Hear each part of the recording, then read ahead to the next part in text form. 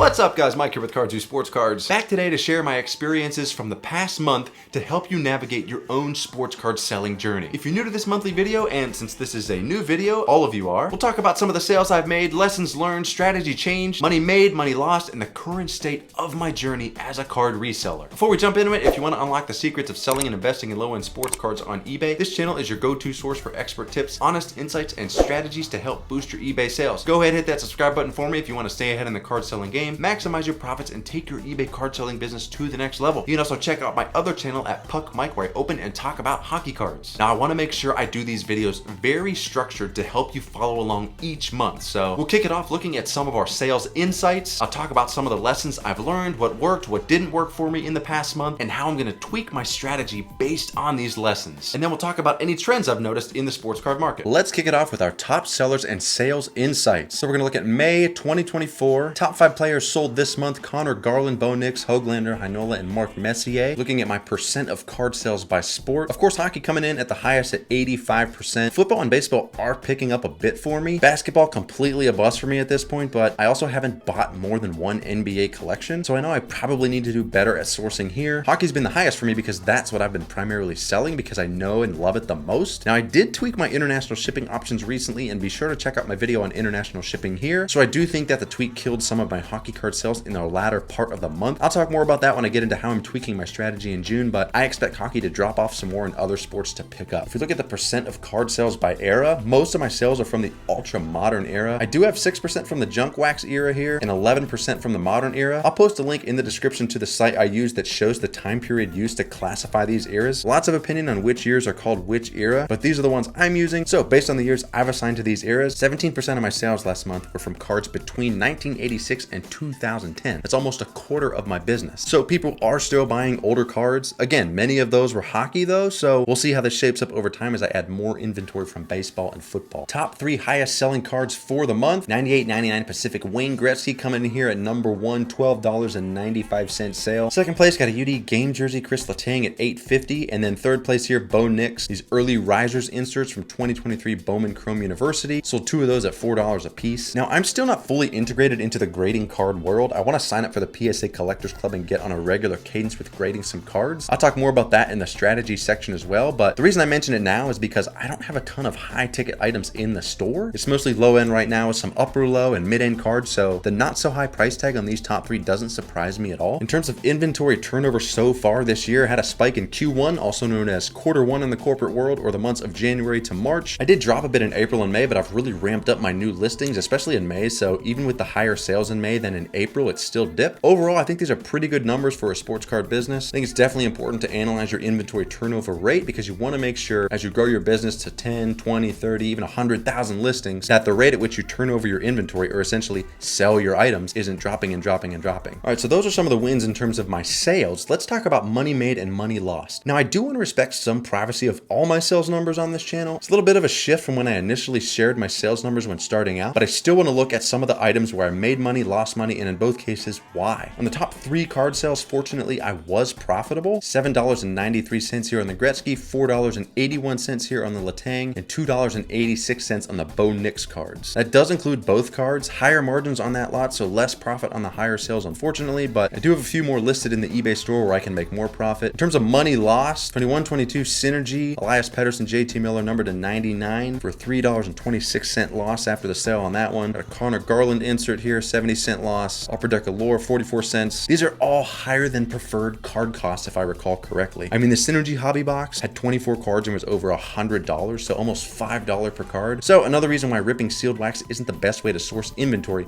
if you're trying to flip cards for profit. All right, so that's some of my sales numbers from last month. Let's talk about what worked and what didn't work for me and how I'm going to change my strategy based on this information. Things that work: number 1, readjusting prices based on recent comps. Now I try to do 3 of these a week, but honestly I might start doing a lot more. Basically, you have to understand that right now, as a card reseller, we are in a very oversaturated market where there is more supply than there is demand, and the barriers to entry into this market to be a reseller are very low. As a result, prices for even more mid-end cards like parallels or numbered cards, even some autographs, can plummet in a matter of days once more sellers get them and start listing prices to undercut other resellers. Now, I am not one of these sellers that's like, you're ruining the hobby, undercutting the rest of us, how am I ever gonna make money? It's called business people, and people can charge whatever they want. I'm actually enjoying the challenge of trying to figure out how to make money in a market with more supply than there is demand. So reviewing comps for cards more frequently can put your items higher in search results if someone is filtering by lowest price first and you've dropped your price, so you can attract new or returning buyers. Second thing that worked, using more auction style listings. Now I'm gonna go in more detail about this when I talk about how I'm changing my strategy for this month, but using more auction style listings has helped me drive more traffic to my store. And it's helped me, hopefully, we'll check back on this at the end of this month, generate more revenue. The third thing that worked for me this month is using a listing tool. Now, if you've watched my previous videos, you know that I've preached that if you're just starting out in the sports card business, you do not, I repeat, you do not need a listing tool to get started. You can go to eBay, search for the card you want to sell, click the button to sell one now, and eBay will generate another listing for you based on the existing listing that somebody else already listed. And you can go very far using this method. Contrary to what people think, the listing tools are not just uploading cards and you can do 1,000 cards in an hour. It just doesn't work that way. There's other elements to it. There's cards that don't match in the database. There's pricing. There's certain features that Card Dealer Pro can't do when uploading to eBay, like promoting your listings. So there's still manual work to be done after the fact. The reason using a tool at this point, over a year since I started flipping sports cards for profit, makes sense for me now is because number one, I don't have as much free time on my hands as I did before, which I'll talk about in a minute. And number two, I want to increase the number of cards I'm listing each day to try and drive more traffic to my store. So it worked for me in the second half of last month. I'm going to try it again this month and we'll see how it goes. Now, in terms of things that didn't work that well last month or lessons learned, number one, too much hockey. Really, it's not too much hockey that didn't work. It's too much hockey in the United States. Again, if you recall, I tweaked my international shipping policies to Canada, where I was previously selling a lot of hockey cards. And Canada is a bigger market for hockey cards than it is in the US. So I'm not selling as many in that market at the moment. In the US, hockey cards are just not the most popular card collected right now. Right now, I'd probably say it's baseball or football. So too many cards listed, and specifically too many new hockey cards listed, accompanied by shipping policy tweaks internationally that did not work for me this month. Second thing that did not work for me is that I don't feel I was consistent enough with my listing schedule. Some days I listed cards, other days I didn't. Some days I did bulk listing uploads. Now, just like everyone else, how the eBay algorithm works, if there even is one, seems to be a giant mystery to me, but I feel like the inconsistency did not help my case with eBay or with my customer base. So how am I gonna change my strategy this month based on these findings? First, I'm gonna utilize a new listing plan. I watched a video recently by Ty Wilson that you can check out in the corner. If you don't know Ty Wilson, he runs a show on YouTube called Chasing Cardboard. I'll be honest, I haven't really watched those videos that much, but in this video that I linked, he talks about how to jumpstart your eBay store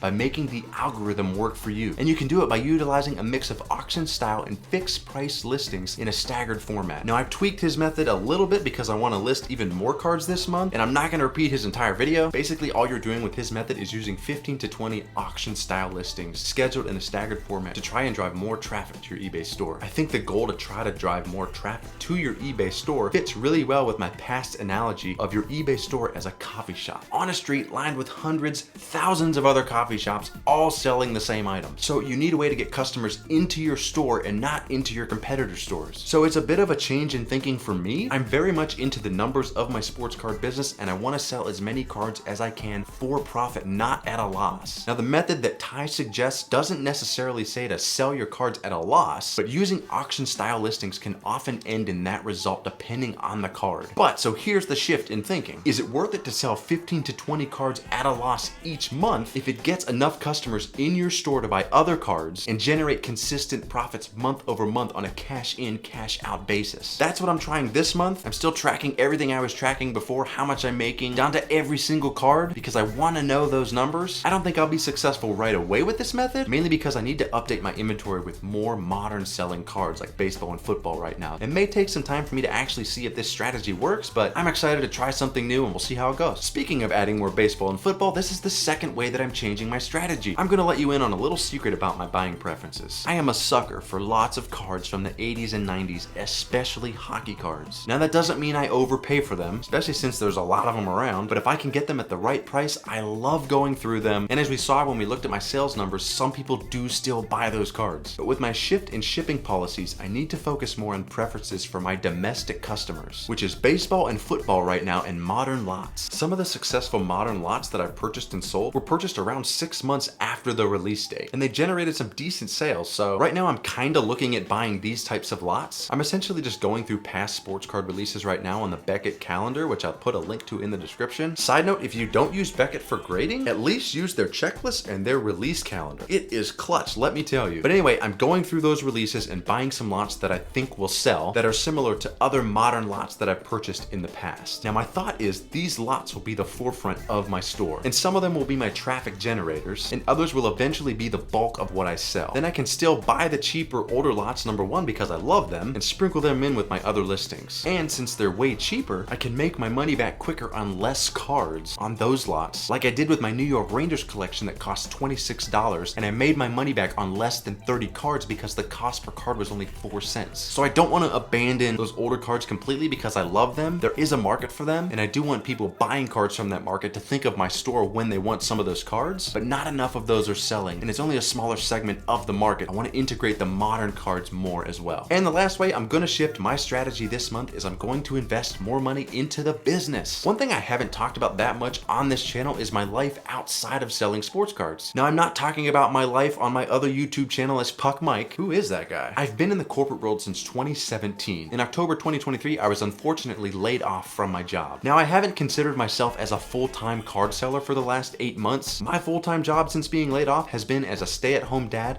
and I've been selling sports cards on the side. And being out of work, I haven't been able to put that much money back into the business. Now fortunately, I did just get another job, and I'll have more disposable income to put back into the sports card business. One thing I plan to do is finally get that PSA Collectors Club membership. I'm wary of grading too many cards because it's a big risk, and even some 9s and 9.5s have not been bringing a big return lately, but I want to try it just for a year to see if it can boost some sales for me. And I want to spend more money on inventory to try to get more of my inventory to be more modern, non-hockey cards. I'm always going to buy hockey, I'm always going to sell hockey because I love it the most, and I do make money on the hockey cards, but there's a big market for the other sports that I want to tap into more aggressively. Overall, I'm very excited to start working a job again. Please, please, please do not think I am abandoning my card selling journey as a reseller or doing videos on this YouTube channel. I see a lot of other YouTube channels in the sports card space have success. They got like 5 or 10,000 subscribers and then they just disappear. So that's not gonna be me. I'm still here selling cards, trying to make profit, posting our weekly polls, and thank you guys so much for contributing to those, posting our Wednesday wins and listing updates, and doing as many videos as I can when I can, like this new monthly recap video that you're watching right now. My goal today with selling sports cards is to see how much money I can make with my sports card business, and if I can turn it into a full-time living. And if so, how much work, how many listings, and how much inventory does it take to do that? Not necessarily to say I'm gonna quit my job if I reach that point, but because I'm genuinely motivated by the challenge in a space that I really love. Because I make mistakes all the time, and it's kind of exciting to see where you make mistakes and how you can grow over time. It's a big challenge, and actually it's a lot of fun. And to be honest, I do feel a sense of relief a bit now that I have a day job again. Just relief knowing that maybe I can stock up on inventory a bit and regroup, and if I take some losses for the next 6 months or so while I restock, then that's totally okay, and just have fun with it. And lastly, here to wrap up this video, let's talk about some of the trends I've noticed in the last month in the sports card market. One thing I noticed that I already alluded to was the lessening value of graded cards. Now I haven't done a full analysis here on recent sales on eBay to make this claim, but a lot of cards I've thought about grading and done my research on eBay before I've sent them in haven't been bringing that much. Cards like this Ohtani 2024 Topps Blueprint that brought $17 at a PSA 9. Most cards with PSA cost $15+ to grade plus shipping. So it's a big risk, and you better be sure you're getting a 10. But how can you be sure? You can't. That's why it's a big risk. So try to evaluate your cards as best you can, but I've noticed the numbers have gone way down on some of the cards I've researched on eBay that are 9s or 9.5s. But maybe graded card lots would be a good idea. I just had that thought. The other thing I've noticed in a similar vein is that card conditions have gone way downhill. And I'm not talking about upper deck and their quality control. That essentially will always be crap as we know it. But for cards that people are reselling, I feel like the condition is just terrible. Now I do only source cards through eBay, which definitely has its drawbacks, especially with some of the insert lots that I'm buying. They're being sold by sellers who also flip cards. And one of the main reasons they're selling is because the cards aren't gradable and have condition issues. So it's been harder to find Gem Mint 10s with eBay lots, unfortunately. But even keeping that in mind, it seems like some of the conditions of the lots that I've bought have just gone way downhill. Also partly because some of the lots that I buy are sent in those big cardboard boxes without penny sleeves, and the cards just rub on those cardboard boxes while they're being shipped in the USPS. I mean, they're literally getting tossed around and moved around, and it wreaks havoc on the edges of the cards. No changes from where I source my cards this month. Still gonna try with some eBay lots. May try some new strategies in the next few months on eBay. We'll see in the next videos. That's it, guys. I hope you enjoyed the video. As always, if you want to unlock the secrets of selling and investing in low-end sports cards on eBay, this channel is your go-to source for expert tips, honest insights, and strategies to help boost your eBay sales. Go ahead and hit that subscribe button for me if you want to stay ahead in the card selling game, maximize your profits, and take your eBay card selling business to the next level. You can also check out my other channel at Puck Mike, where I open and talk about hockey cards. Thank y'all so much for watching. I'll see you in the next video.